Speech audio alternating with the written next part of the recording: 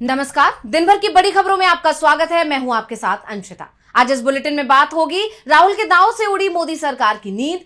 नरेंद्र मोदी अपना इस्तीफा नहीं देंगे, अमित शाह नहीं हटेगा, उस दिन तक नरेंद्र मोदी और अमित शाह नहीं सो पाएंगे। संसद के मानसून सत्र में मचे हंगामे की जानेंगे मल्लिकार्जुन खड़गे के अपमान पर कैसे घिरी बीजेपी सरकार। देश में शेड्यूल कास्ट दलित लोगों को जगह नहीं है। राम मंदिर मामला कैसे बढ़ा रहा है सरकार की मुश्किल। देखेंगे पंजाब बीजेपी में तेज हुई बगावत को और बुलेटिन के आखिर में देखेंगे जाने माने कार्टूनिस्ट इरफान की किस खबर पर पड़ी तिरछी नजर। लेकिन दिन भर की तमाम बड़ी खबरों से पहले एक नजर आज की सुर्खियों पर। हंगामे की भेंट चढ़ा मानसून सत्र। टीएमसी का दावा, हमने पूछे 180 से ज्यादा सवाल। सरकार से जंतर मंतर और बिहार में छात्रों पर हुए हमलों पर मांगा जवाब। भरत तिवारी मुठभेड़ मामले में बिहार सरकार ने किया सरेंडर। सीएम सम्राट चौधरी का ऐलान, भरत के परिवार के एक सदस्य को मिलेगी नौकरी, मुआवजा भी देगी सरकार। झारखंड में छात्रों के प्रदर्शन का आज रहा 20वां दिन। इस दौरान सीएम आवास की बढ़ाई गई सुरक्षा। छात्र कर रहे हैं जेपीएससी जेएसएससी परीक्षा की निष्पक्ष जांच की मांग। महाराष्ट्र के नांदेड़ में सुखवीर सिंह बादल पर निहंग सिख ने किया हमला। हमले में घायल हुए बादल तत्काल इलाज के लिए ले जाया गया अस्पताल। शेयर बाजार में उतार चढ़ाव। 113 अंकों की तेजी के साथ 78,079 पर बंद हुआ सेंसेक्स।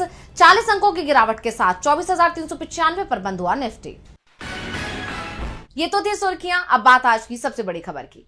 कांग्रेस नेता राहुल गांधी ने मोदी सरकार पर तीखा हमला किया है। उन्होंने कहा कि ये सरकार लोगों की बात सुनना नहीं चाहती, लेकिन हम अब इन्हें पागल कर देंगे। इन्हें लोगों की बात सुननी ही पड़ेगी। पीएम मोदी की नींद इस वक्त उड़ी हुई है, वो रात को सो नहीं पा रहे हैं और इसके कई कारण हैं। क्या कहा है राहुल गांधी ने, देखिए ये रिपोर्ट। क्या मोदी सरकार के अब दिन पूरे हो गए हैं? क्या सरकार जाने वाली है? ये सवाल कांग्रेस सांसद राहुल गांधी के बयान के बाद उठ रहे हैं। राहुल गांधी ने मोदी सरकार को चेतावनी दी है, साफ कह दिया है कि हम मोदी सरकार को तब तक सोने नहीं देंगे जब तक इन्हें हटा नहीं देते। और मैं आपको बता रहा हूं, आप लिख लो, जिस दिन तक नरेंद्र मोदी अपना इस्तीफा नहीं देंगे, अमित शाह नहीं हटेगा, उस दिन तक नरेंद्र मोदी और अमित शाह नहीं सो पाएंगे। उनको हम जगा के रखेंगे, पूरी रात जगा के रखेंगे, जब तक वो कोलैप्स करके कहें कि भैया ये हमारी बस की नहीं है, माफ करो, छोड़ दो हमें। उन्होंने कॉन्स्टिट्यूशन क्लब में रचनात्मक कांग्रेस के अधिवेशन में जबरदस्त भाषण दिया। उन्होंने पीएम मोदी, अमित शाह और आरएसएस पर जमकर निशाना साधा। तमाम मुद्दों पर सरकार को घेरने की कोशिश की। राहुल गांधी ने एक बड़ा दावा किया और कहा कि इनको हम पागल कर देंगे। आजकल नरेंद्र मोदी रात में सोते नहीं हैं। सुनिए। मैं आपको बता रहा हूं, नरेंद्र मोदी रात को नहीं सोता है।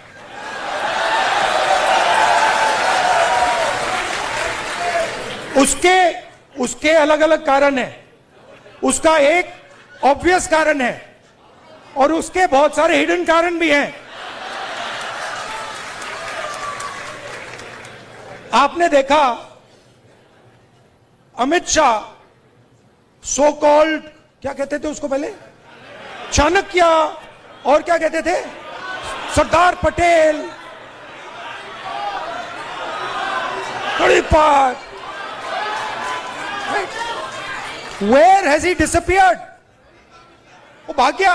राहुल गांधी ने सरकार पर लोगों को अपनी बात रखने से रोकने का आरोप लगाया। उन्होंने जंतर मंतर पर हुए आंदोलन का जिक्र करते हुए कहा कि जंतर मंतर पर जो हो रहा था वो ये है कि छात्र अपनी बात रखना चाहते हैं, वे तकलीफ में हैं और अपनी बात कहना चाहते हैं, लेकिन सरकार कहती है नहीं, हम जंतर मंतर पर व्यवस्था बनाए रखेंगे, आप अपनी बात नहीं रख सकते। आज एक महिला मेरे पास आई जिसकी बेटी के साथ 4 साल पहले उत्तराखंड में शोषण हुआ था और उसकी जान ले ली गई थी। वह रो रही है, अपनी बात कहना चाहती है, लेकिन सिस्टम कहता है माफ कीजिए, हम आपको अपनी बात कहने की इजाजत नहीं देंगे क्योंकि इससे अव्यवस्था फैलेगी। इसके साथ ही उनके एक बयान ने बीजेपी में खलबली मचा दी, जिसमें उन्होंने खुफिया जानकारी मिलने का दावा किया।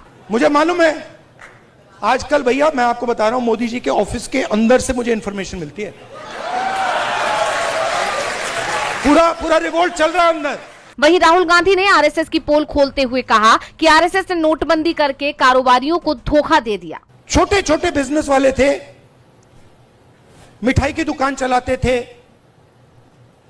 सोनार थे, लोहार थे, इनकी फोर्स थी, उनको तो उन्होंने धोखा दे दिया, मार दिया।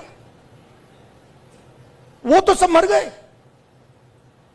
आरएसएस ने डीमोनेटाइजेशन कर दिया, जीएसटी कर दी और अपने ही लोगों को धोखा दे दिया। राहुल ने मोदी सरकार की विदेश नीति पर तंज कसते हुए सीधे नरेंद्र मोदी की एक्टिंग ही कर दी। उन्होंने मंच पर ही मौजूद संदीप दीक्षित को जबरन कसकर गले लगाया और कहा कि इनके दिमाग में यही घुसा है कि फॉरेन पॉलिसी इज दिस।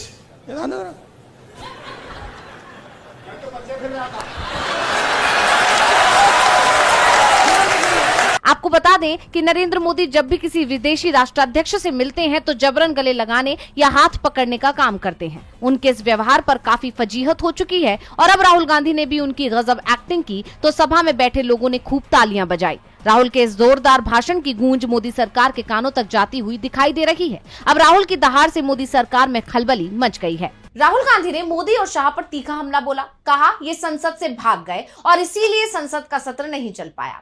आज भी संसद के अंदर और बाहर जबरदस्त हंगामा हुआ।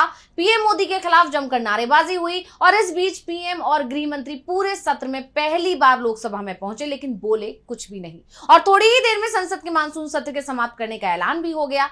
क्या रहा इस सत्र में खास, देखिए ये रिपोर्ट। संसद के मानसून सत्र के दौरान दोनों सदनों में ना के बराबरी काम हो सका। विपक्ष सिर्फ एक मांग कर रहा था कि अमित शाह आए और जवाब दे कि छात्रों पर लाठी डंडे किसने चलवाए, पैलेट गन के इस्तेमाल का आदेश किसने दिया। इसके साथ ही विपक्ष शाह के इस्तीफे की मांग कर रहा था और विपक्ष की इस मांग ने सरकार को इतना डरा दिया कि अमित शाह, जिन्होंने विपक्ष के दबाव में आकर खुद 12 अगस्त को ऐलान किया था कि वो आखिरी दिन आएंगे और जवाब देंगे, उन्होंने आखिरी दिन भी विपक्ष के सवाल का जवाब नहीं दिया और मात्र 4 मिनट तक ही सदन में मौजूद रहे। ठीक 11 बजे पीएम मोदी और अमित शाह दोनों ही लोकसभा पहुंचे। अमित शाह का बयान होना था, उन्हें दिल्ली में हुए प्रदर्शन पर बयान देना था, लेकिन अचानक ही लोकसभा स्पीकर ओम बिरला ने लोकसभा की कार्रवाई को स्थगित कर दिया, जिसके बाद से सरकार और बुरी तरह से फंस गई। विपक्ष कह रहा है कि ये सरकार डर रही है। हालांकि सरकार को लग रहा था कि सत्र स्थगित होने के साथ ही विपक्ष इस मुद्दे को भूल जाएगा, लेकिन विपक्ष ने बता दिया कि सरकार इस गलतफहमी में ना रहे। दरअसल दोनों सदनों की कार्यवाही अनिश्चित काल के लिए स्थगित करने के बाद स्पीकर की चाय पार्टी का आयोजन किया गया, लेकिन विपक्ष ने इसका बहिष्कार कर सरकार को सीधा संदेश पहुंचा दिया कि मामला ठंडा नहीं हुआ है। राहुल गांधी, मल्लिकार्जुन खड़गे समेत कई विपक्षी सांसदों ने इसका बहिष्कार किया।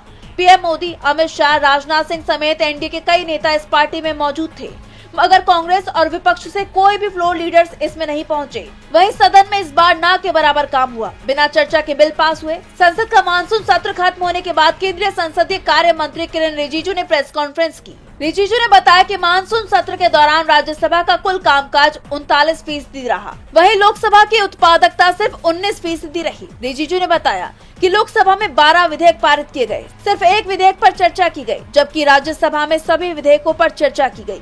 हालांकि सरकार ने इसके लिए विपक्ष को जिम्मेदार ठहराने की कोशिश की, लेकिन इसमें उसे कामयाबी मिलती नहीं दिख रही। मानसून सत्र खत्म हो गया, लेकिन जाते जाते कांग्रेस अध्यक्ष मल्लिकार्जुन खड़गे के अपमान ने बीजेपी को बुरी तरह से फंसा दिया।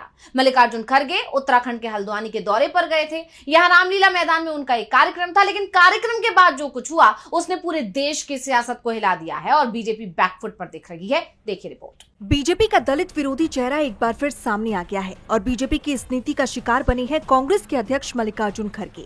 दरअसल उत्तराखंड के हल्द्वानी में खड़गे की जनसभा के बाद रामलीला मैदान के मंच के कथित शुद्धिकरण को लेकर सियासत गर्मा गई है। कांग्रेस ने इस घटना को दलित समाज के अपमान और सामाजिक भेदभाव से जोड़ते हुए बीजेपी पर निशाना साधा। पार्टी का आरोप है कि बीजेपी से जुड़े लोगों ने ये कदम उठाया और इससे उनकी कथित दलित विरोधी मानसिकता सामने आती है। वहीं इस मामले को लेकर खुद खड़गे ने कहा, हम पहले से यही बोल रहे हैं कि इस देश में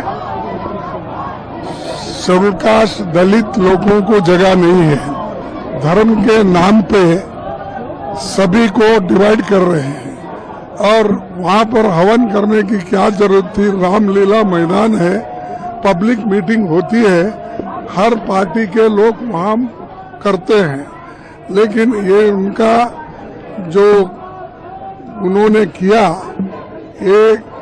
एक तो हिंदू धर्म के खिलाफ किया, दूसरा देश को डिवाइड करने का और जाति जातियों में झगड़ा लगाने का काम वो लोग कर रहे हैं। इससे वो मालूम होता है और कैसा बीजेपी कहती है करती है, एक निशाना है, उसको मैं कंडम करता हूँ। तो वहीं इस घटना को लेकर कांग्रेस सांसद प्रियंका गांधी का गुस्सा भी फूट पड़ा है। वो इस अपमान पर काफी दुखी नजर आईं। उन्होंने पीएम मोदी से मांग की है कि वो इस घटना की आलोचना करें और माफी मांगे। इनकी जो एकदम मतलब ये जो मानसिकता है उसका प्रदर्शन है कि बीजेपी की विचारधारा क्या है, आरएसएस की विचारधारा क्या है। इसका खंडन होना चाहिए, प्रधानमंत्री जी को इसका खंडन करना चाहिए और माफी मांगनी चाहिए। ये क्या दरअसल 8 अगस्त को खड़गे ने इसी मंच से जनसभा को संबोधित किया था, लेकिन 11 अगस्त को श्री राम सेना धर्मार्थ सेवा न्यास से जुड़े लोगों ने यहां वैदिक मंत्रोच्चार और यज्ञ कर शुद्धिकरण किया, जिसके बाद सियासत गरमाई हुई है। खड़गे का मंच का शुद्धिकरण अब बीजेपी की मुसीबत बन गया है, जो पहले से ही राम मंदिर चढ़ावा चोरी के मामले में बुरी तरह से घिरी हुई थी और अब इस मामले में मंदिर कमेटी ने कई बड़े बदलाव का ऐलान कर दिया है। लेकिन सवाल अभी भी बने हुए हैं कि चोरों के खिलाफ कब कार्रवाई होगी। देखिए रिपोर्ट। राम मंदिर चढ़ावा चोरी विवाद अभी तक थमता नहीं दिख रहा है। संसद के मानसून सत्र के दौरान इस मुद्दे को लेकर विपक्ष ने कई बार प्रदर्शन किया और इस पर चर्चा की मांग की, लेकिन सरकार के कान पर जूं तक नहीं रेंगी। उल्टा मंदिर परिसर में कई बदलाव देखने को मिल रहे हैं। इनमें से एक नया बदलाव है पूजा कराने वालों की वेशभूषा।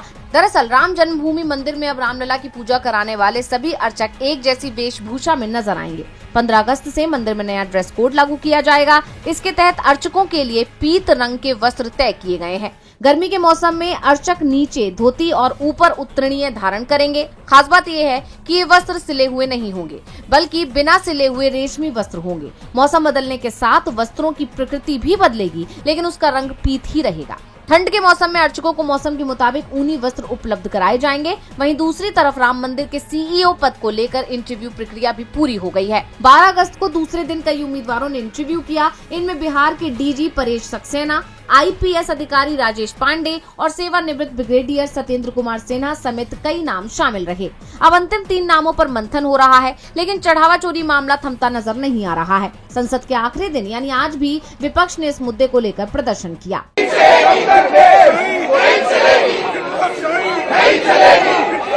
अब देखना होगा कि इस विवाद में आगे क्या कुछ निकलकर सामने आता है। राम मंदिर का मुद्दा बीजेपी का पीछा छोड़ता नहीं दिख रहा है। वहीं बिहार के सीवान में छात्रों पर चलाई गई AK-47 के मामले में भी बीजेपी बुरी तरह से घिरी हुई दिखाई दे रही है और अब इसे लेकर बड़ा ऐलान सामने आया है। तो कैसे बैकफुट पर दिखाई दे रही है बिहार की सरकार, देखिए रिपोर्ट में। बिहार के सीवान में छात्रों पर पुलिस की कार्रवाई को लेकर सियासत तेज है। नेता प्रतिपक्ष तेजस्वी यादव ने 12 अगस्त को इस मामले को लेकर सरकार पर सवाल खड़े किए थे और 19 अगस्त को आंदोलन का ऐलान किया था। लेकिन आंदोलन से पहले ही बिहार पुलिस मुख्यालय की तरफ से एक बड़ा निर्देश जारी कर दिया गया है। पुलिस मुख्यालय ने साफ कहा है कि विधि व्यवस्था की ड्यूटी और भीड़ नियंत्रण के दौरान AK-47, INSAS और SLR जैसे असॉल्ट हथियारों का इस्तेमाल नहीं किया जाएगा। इन हथियारों का इस्तेमाल अब सिर्फ उग्रवाद, आतंकवाद और बड़े अपराधियों से जुड़े मामलों में ही किया जा सकेगा। यानी अगर किसी इलाके में प्रदर्शन, भीड़ या कानून व्यवस्था से जुड़ी स्थिति बनती है तो पुलिस अधिकारी या जवान इन हथियारों का इस्तेमाल नहीं कर सकेंगे। खास बात यह है कि अगर किसी विशेष परिस्थिति में इन हथियारों को साथ ले जाना जरूरी भी हो, तब भी भीड़ नियंत्रण या विधि व्यवस्था ड्यूटी के दौरान इन्हें चलाने की इजाजत नहीं होगी। दरअसल तेजस्वी यादव ने छात्रों पर कार्रवाई करने वाले अधिकारियों के खिलाफ कार्रवाई नहीं होने पर 19 अगस्त को पटना में विशाल राजभवन मार्च का ऐलान किया है। तेजस्वी का सवाल है कि छात्रों पर AK-47 से गोली चलाने का आदेश आखिर किसने दिया। उन्होंने पूरे मामले की निष्पक्ष जांच और जिम्मेदार अधिकारियों की भूमिका तय करने की मांग की है। लेकिन उसके पहले ही सम्राट सरकार बैकफुट पर नजर आ गई, जिससे बीजेपी के अंदर आंदोलन का खौफ साफ तौर पर नजर आया। बिहार में अब छात्रों के प्रदर्शन के समय पुलिस घातक हथियार साथ में नहीं रखेगी। बीजेपी की सरकार साफ साफ दबाव में दिखाई दे रही है। वहीं जब बीजेपी सत्ता में नहीं है, वहां पार्टी में अलग ही तरह की बेचैनी दिखाई दे रही है। पंजाब में तो पार्टी पूरी तरह से बिखरती दिखाई दे रही है। इस्तीफों की बाढ़ सी आ गई है, जिसके बाद बीजेपी हाईकमान सक्रिय हो गया है, लेकिन पार्टी की मुसीबत कम होती नहीं दिख रही है। पंजाब में साल 2027 में विधानसभा चुनाव होने हैं, लेकिन उससे पहले ही बीजेपी में संगठनात्मक फेरबदल के बाद अंदरूनी असंतोष खुलकर सामने आने लगा है। जिलाध्यक्षों की नियुक्तियों और संगठन में किए गए बदलाव से नाराज कई पुराने नेताओं और पदाधिकारियों ने सामूहिक इस्तीफे दे दिए हैं। लगातार बढ़ते विरोध के बाद पार्टी के केंद्रीय नेतृत्व को मामले में हस्तक्षेप करना पड़ा। प्रदेश बीजेपी अध्यक्ष केवल सिंह ढिल्लों को दिल्ली तलब कर संगठन में बढ़ रहे असंतोष को जल्द से जल्द खत्म करने के निर्देश भी दिए गए। दरअसल केवल सिंह ढिल्लों ने पंजाब बीजेपी की नई संगठनात्मक टीम का ऐलान किया था। इसके बाद कई जिलों में पार्टी के पुराने नेताओं और पदाधिकारियों में नाराजगी बढ़ गई। कुछ जगहों पर तो संगठन की पूरी टीम ने ही इस्तीफा दे दिया। इनमें बीजेपी के कई ऐसे पुराने और टकसाली नेता भी शामिल हैं जो लंबे समय से पार्टी के साथ जुड़े हुए हैं। पार्टी के नाराज नेताओं का आरोप है कि संगठन में नियुक्तियों के दौरान पुराने बीजेपी कार्यकर्ताओं और वरिष्ठ नेताओं की अनदेखी की जा रही है। उनका कहना है कि कांग्रेस और दूसरी पार्टियों से बीजेपी में शामिल हुए नए नेताओं को संगठन में ज्यादा तवज्जो दी जा रही है। नाराजगी की सबसे बड़ी वजह ये भी बताई जा रही है कि कांग्रेस से बीजेपी में आए केवल सिंह ढिल्लों को प्रदेश अध्यक्ष बनाए जाने के बाद संगठनात्मक नियुक्तियों में भी नए चेहरों को प्राथमिकता मिली। इससे पुराने नेताओं के बीच असंतोष बढ़ा। सबसे ज्यादा विरोध होशियारपुर में देखने को मिला है। यहाँ जिला अध्यक्ष पद पर बदलाव के बाद पार्टी के वरिष्ठ नेता दीक्षंत सूद ने अपने सभी संगठनात्मक पदों से इस्तीफा दे दिया। उनके समर्थन में जिला के 111 पदाधिकारियों और कार्यकर्ताओं ने भी सामूहिक इस्तीफे सौंप दिए। फिलहाल पंजाब बीजेपी के सामने सबसे बड़ी चुनौती सामूहिक इस्तीफों के बाद पुराने नेताओं को फिर से संगठन के साथ जोड़ना है। 2027 के विधानसभा चुनाव से पहले पार्टी केंद्रीय नेतृत्व के निर्देश पर डैमेज कंट्रोल में जुट गई है। अब देखना ये होगा कि बीजेपी नाराज नेताओं को मनाने में कितनी सफल होती है और संगठनात्मक फेरबदल से पैदा हुआ ये विवाद कितनी जल्दी खत्म होता है। पंजाब में बीजेपी के नेता ही पार्टी की मुसीबत बने हुए हैं, वहीं देश भर के जेनजी पहले से ही उसकी मुसीबत को बढ़ाते चले जा रहे हैं और अब यूपी में भी जेनजी ने बीजेपी सरकार की चिंता को बढ़ा दिया है। दरअसल युवाओं ने जस्टिस मोर्चा नाम के मंच से प्रदेश भर में 50 दिन के अभियान की शुरुआत कर दी है, जिससे बीजेपी की टेंशन बढ़ी हुई है। पूरी खबर क्या है जानने के लिए देखिए ये रिपोर्ट। उत्तर प्रदेश में शिक्षा, भर्ती और रोजगार के मुद्दे अब एक नए आंदोलन का रूप लेते दिखाई दे रहे हैं, जिससे बीजेपी की मुश्किलें बढ़ती नजर आ रही हैं। दरअसल जस्टिस मोर्चा नाम के मंच ने 12 अगस्त से प्रदेश भर में 50 दिन के अभियान की शुरुआत की है। अभियान की शुरुआत अंतर्राष्ट्रीय युवा दिवस के मौके पर की गई। इसके पहले ही दिन मोर्चे की टीम लखनऊ विश्वविद्यालय, गोरखपुर विश्वविद्यालय और इलाहाबाद विश्वविद्यालय समेत कई शिक्षण संस्थानों में पहुंची। छात्रों के बीच पर्चे बांटे गए और शिक्षा, रोजगार, भर्ती परीक्षाओं और युवाओं के अधिकारों को लेकर बातचीत की गई। मोर्चे का कहना है कि यह अभियान सिर्फ एक विरोध प्रदर्शन तक सीमित नहीं रहेगा। इसका मकसद छात्रों, बेरोजगार युवाओं, शिक्षकों और अभिभावकों को एक मंच पर लाना है। अगले 50 दिनों में उत्तर प्रदेश के सभी 75 जिलों तक पहुंचने का दावा भी किया गया है। 800 से ज्यादा कॉलेजों, विश्वविद्यालयों और कोचिंग संस्थानों में छात्र संवाद, नुक्कड़ सभाएं और जनचर्चा आयोजित करने की योजना है। इसी कड़ी में 20 अगस्त से 2 अक्टूबर तक गोरखपुर के चौरी चौरा से लखनऊ के काकोरी तक साइकिल यात्रा भी निकाली जाएगी। यात्रा के दौरान युवाओं, शिक्षकों और अभिभावकों की समस्या सुनी जाएगी। मोर्चे ने भर्ती कैलेंडर, समय पर परीक्षाएं, खाली पदों पर भर्ती, परीक्षा में पारदर्शिता और पेपर लीक पर कार्रवाई जैसी कई मांगे रखी हैं। साथ ही एनटीए खत्म करने, निजी स्कूलों की फीस नियंत्रित करने और लंबित भर्तियां पूरी करने की मांग भी की गई है। अब देखना ये होगा कि 50 दिनों का ये अभियान यूपी की सियासत और युवाओं की आवाज पर कितना असर डालता है। और बुलेटिन के आखिर में देखेंगे जाने माने कार्टूनिस्ट इरफान की किस खबर पर पड़ी तिरछी नजर।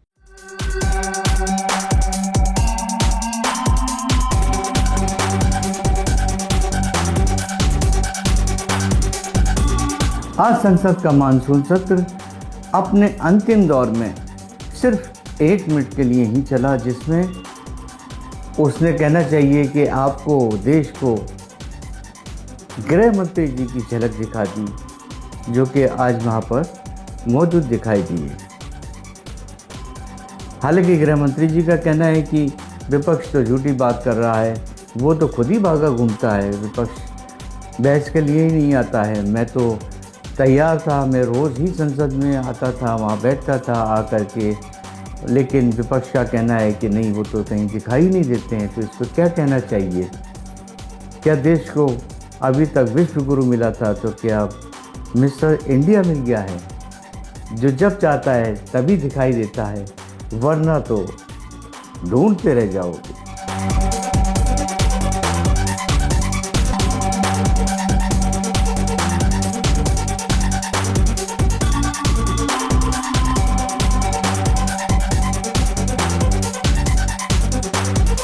बहुत बहुत शुक्रिया इरफान जी। तो आज इस बुलेटिन में इतना ही। आप देखते रहिए डीवी लाइव। नमस्कार।